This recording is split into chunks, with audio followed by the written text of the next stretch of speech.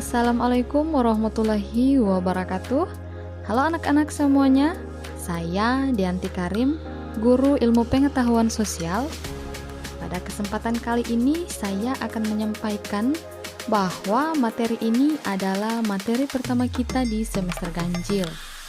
Jadi, sebelum lanjut ke materi, persiapkan alat tulis kalian ya, seperti pensil, pena, stabilo, dan buku catatan. Materi pertama kelas 7 IPS Kurikulum 2013 yaitu ruang dan interaksi antar ruang.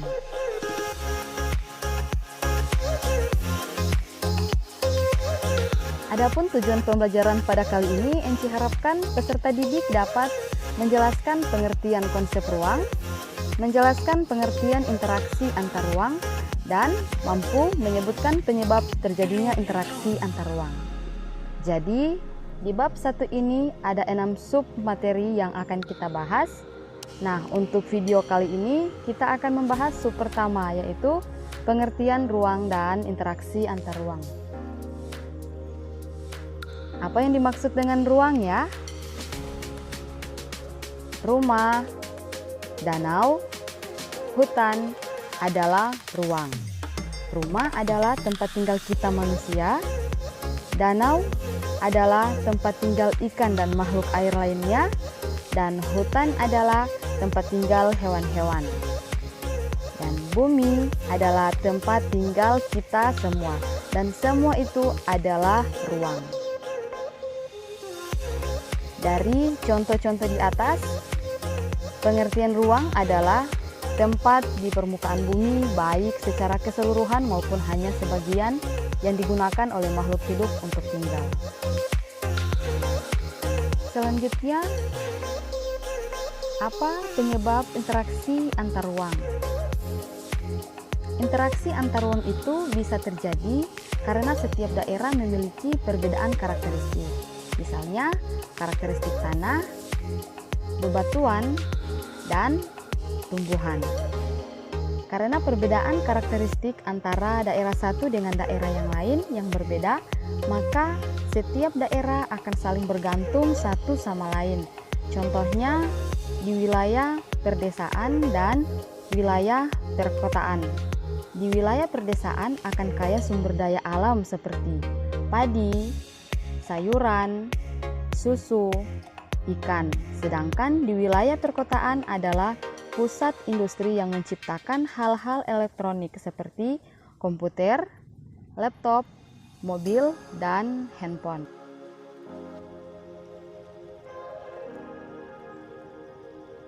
Jadi, apa saja kondisi saling bergantung untuk terjadinya interaksi antar ruang?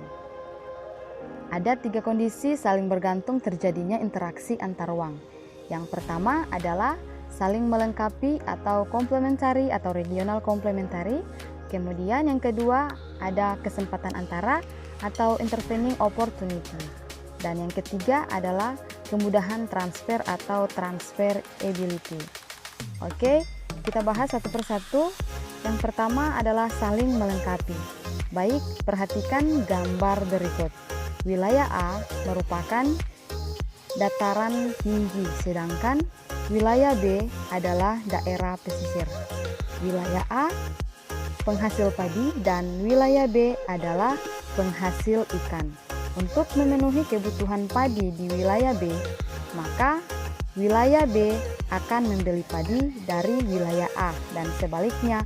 Untuk memenuhi kebutuhan ikan di wilayah A, maka wilayah A akan membeli hasil ikan dari wilayah B.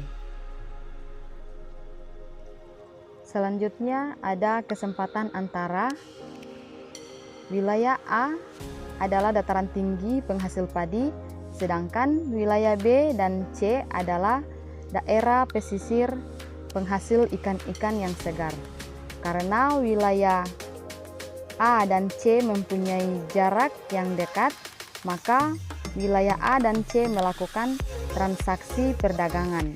Wilayah A akan membeli ikan dari wilayah C dan sebaliknya wilayah C akan membeli padi dari wilayah A.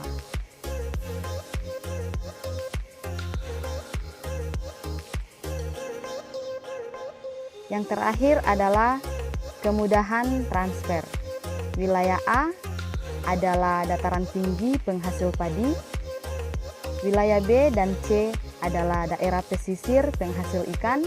Wilayah A dan C memiliki sarana dan prasarana yang bagus seperti jalan yang bagus. Oleh karena itu, maka orang yang di wilayah A dan C melakukan transaksi perdagangan. Wilayah A akan membeli ikan di wilayah C dan wilayah C akan membeli padi ke wilayah A. Mudah dipahami kan? Nah, demikian materi kita tentang ruang dan interaksi antar ruang. Baik anak-anak semuanya, minggu depan kita akan melanjutkan materi tentang letak dan luas Indonesia. Semangat belajar! Jika ada yang ingin ditanyakan, silahkan di kolom komentar ya. Jadi, buat kalian yang belum subscribe, klik subscribe dan tekan tombol loncengnya ya, agar tidak ketinggalan materi pembelajaran selanjutnya. Oke, terima kasih yang sudah menyaksikan videonya. Mohon maaf apabila ada kekurangan. Terima kasih. Salam sehat. Wassalamualaikum warahmatullahi wabarakatuh.